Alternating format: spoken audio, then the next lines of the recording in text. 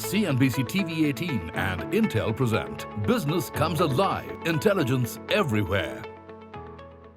The Keynote, Intel AI Strategy Overview, will take a deep dive into Intel's AI innovations and engagements with the ecosystem and the roadmap going forward.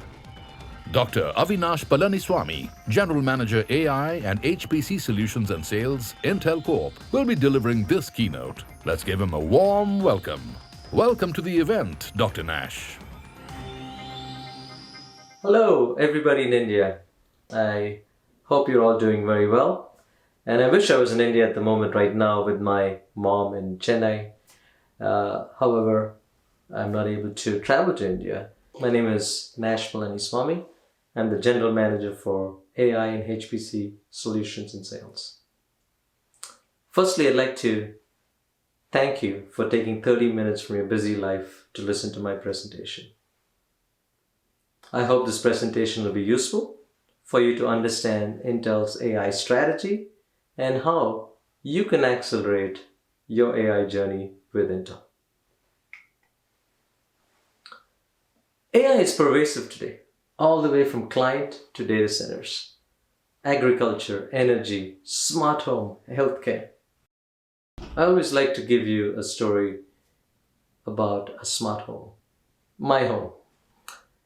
I live in Austin, Texas, and in July, August, and sometimes even in June, we always have a fear of snakes, rattlesnakes and copperheads. I have video cameras all around my house, and these ones are so smart, they can actually see the motion and immediately notify me if there's a moving object, whether it be a person or a snake. And it really helps me keep my children safe. So AI is affecting everybody's life today. Healthcare is another example. AI imaging in healthcare is helping detect cancer, drug discovery, and various other enhancements to healthcare that was never possible before. Now let's talk about AI in enterprise.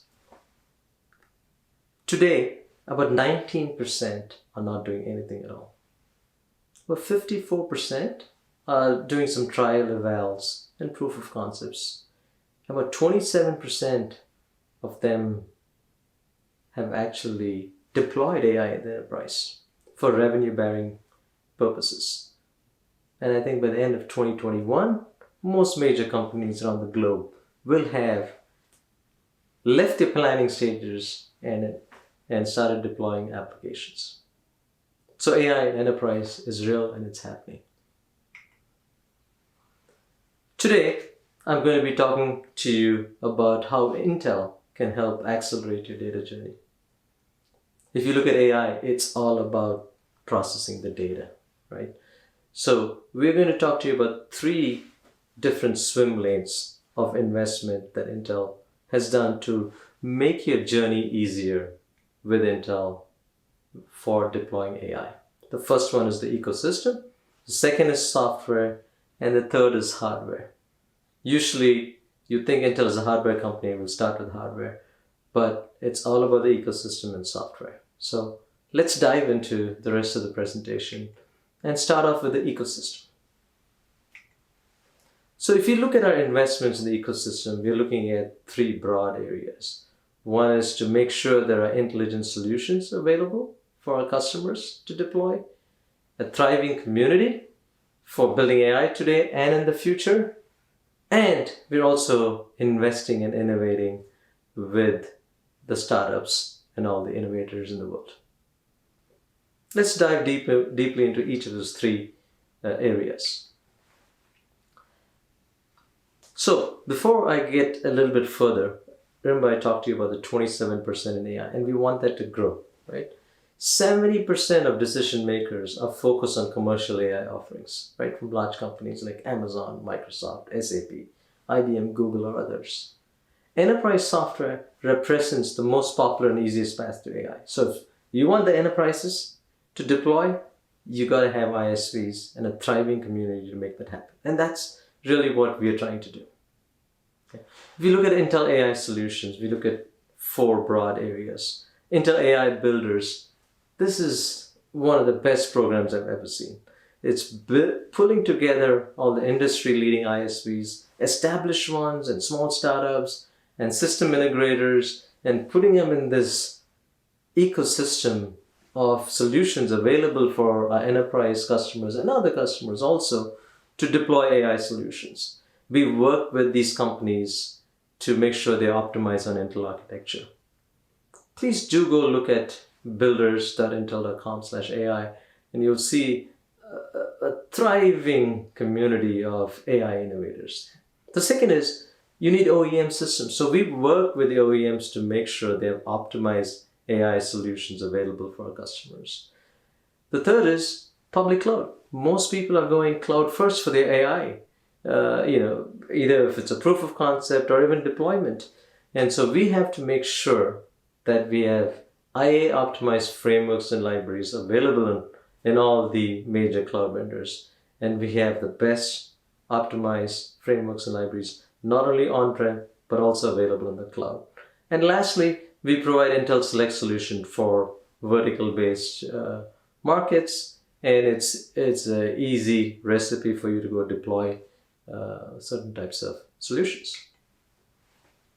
The next one is our innovation, right? We have some of the best researchers in Intel labs, and they're innovating beyond today's AI. Investments in cognitive, investments in neuromorphic and quantum computing, intuitive and trustworthy computing. I'm not going to go into some of the really cool stuff which is happening around neuromorphic and quantum today, but we want to make sure that there's innovation happening beyond today's AI. Then we also have our investment arm with Intel Capital, and we invest in disruptive AI innovations. Some examples are Data Robot, Mighty AI, Matroid, and some of the acquisitions that we've done lately, right? Movidius, Mobileye, Habana, Altera, Habana being an AI purpose-built accelerator. So, you heard about our investments in making a thriving ecosystem. Intel is all about making an open ecosystem that can take advantage of new technologies and our Intel architecture. Let's talk about software. Nothing is complete without software. So I have three areas I wanted to talk to you about. Optimized software, the end-to-end data pipeline, because software is just not about a single application. It's just not about a neural network. It's also about the data and how you get the data into a form that can be used by an AI engine and then act on it. And the third one is an open standards approach for heterogeneous computing that Intel is embarked on. Okay, let's jump in. Intel optimized software. We invest in making sure that the frameworks and the topologies are optimized for several of the well-known frameworks, such as TensorFlow and PyTorch. We provide optimized models in Model Zoo. We also provide OpenVINO for inferencing.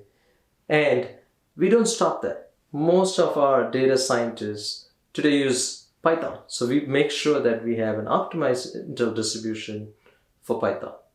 Now, not all of AI is deep learning. AI is machine learning and deep learning, and it's a pipeline. A lot of times people use AI machine learning to get the data, the features from the data and then use it in a deep learning model.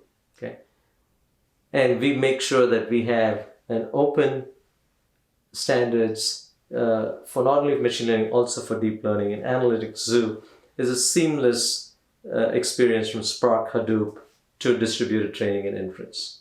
So we have invested a lot in not only tools that is available for you like Analytics Zoo and OpenVINO, but also models like in Model Zoo and optimized frameworks and languages such as Python.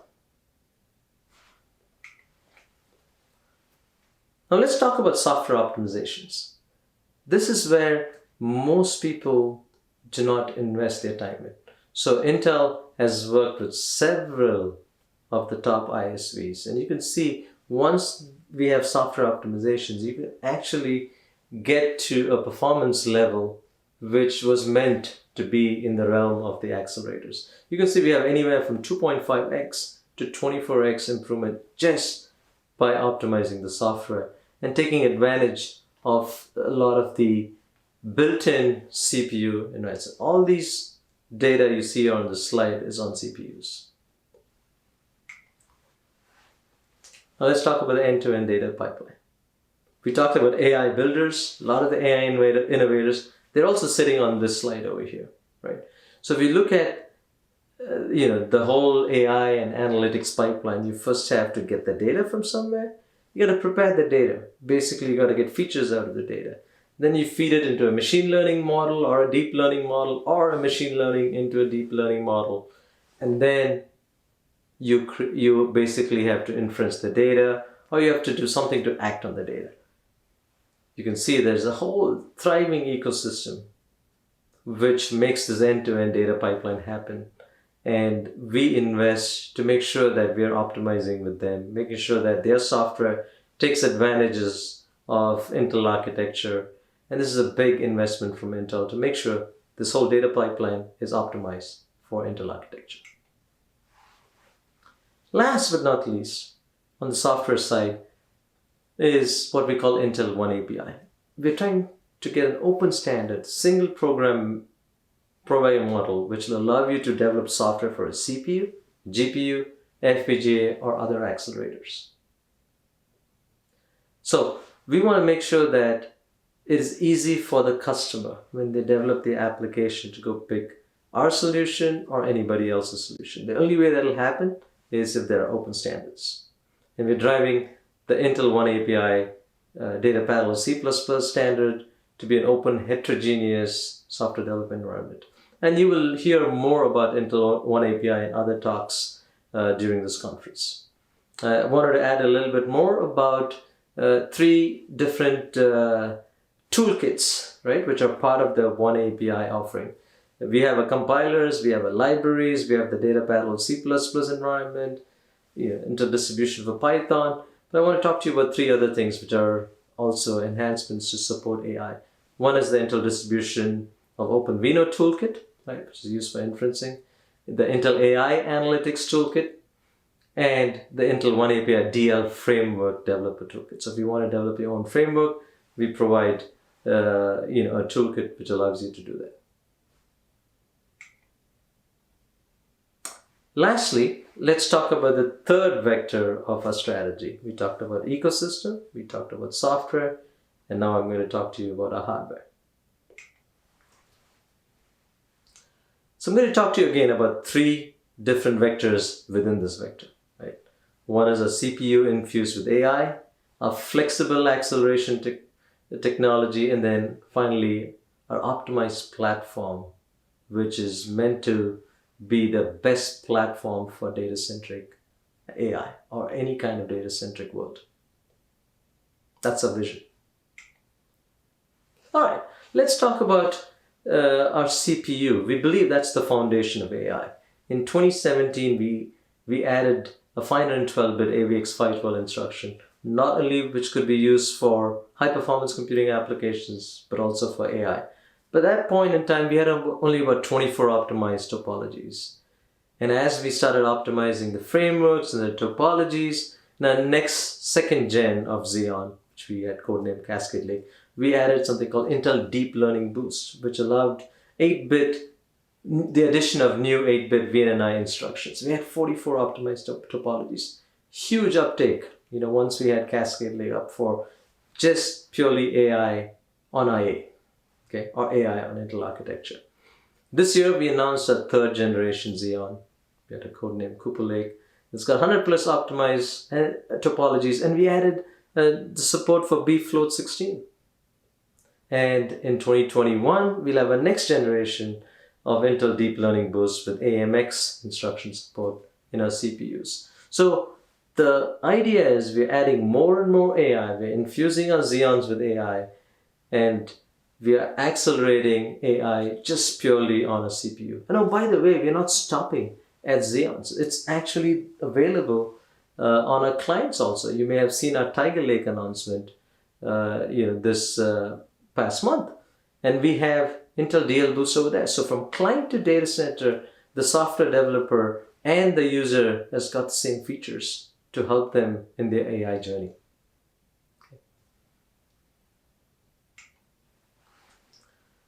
Like I mentioned, we have three distinct ways by which we are supporting acceleration, flexible acceleration, all the way from the low power client with the Intel Movidius and FPGAs, and then all the way to the most demanding AI purpose-built acceleration, right? Where you have to do training all the time, inferencing all the time, and that's the only thing you do. Then we have our AI purpose-built accelerator Savannah. We also are going to have our Intel XC GPU. XC stands for exascale for everyone. You may have seen that we have a low power XC, which is there in our Tiger Lake, which will also support AI. And then we'll have a really highest performing XC called Ponte Vecchio, which is targeted at the first US exascale system. And those are also supporting AI, right? And those are going to be used for systems where you're going to use AI, you're going to use that same system for maybe high performance computing or some other GPU applications, really flexible architecture where GPUs come in. Then when you're doing purpose-built acceleration, that's the only thing you do. And we have something like Habana. So we have the whole thing from client to data center, and we offer a flexible acceleration. One size doesn't really fit all. Finally, I'd like to talk to you about our overall strategy. It's really about the data. It's unleashing the potential of data. If we want to be the preferred computing for a customer in a data-centric world, right? And it's just not about computing alone. You got to offer everything from compute to data to moving the data, right? So basically, our investment in the compute side, I've talked to you about it in the previous slide. But let me talk to you a little bit about storage, right? Data is exploding, right? And for you to compute and have an intelligent compute node, you need to have lots and lots of data in that node, okay? That's where our Optane DCPMM and Optane and 3D NAND solutions come into play. Before, what used to be like a multi-million-dollar big shared memory system, now you can do it in one node with the Optane DCPMM. Once you turn on the memory mode in Optane DCPMM. This is another inflection point that computer program developers will be using, because now they have this big, huge shared memory which they can use for the application. And the last one is you still have to move the data fast, right? So you still need to get data from somewhere and put it into that node to compute. And as we get more and more data, and as the models get bigger, you still have to take that compute plus data and split it into multiple, because the compute can't catch up with the data, right? And vice versa. It depends on the application. And so you need to move the data faster. So we have a huge investment in Intel Ethernet, Intel Silicon Photonics across the data center, and we just purchased and acquired Barefoot Networks, which is also helping you to move faster.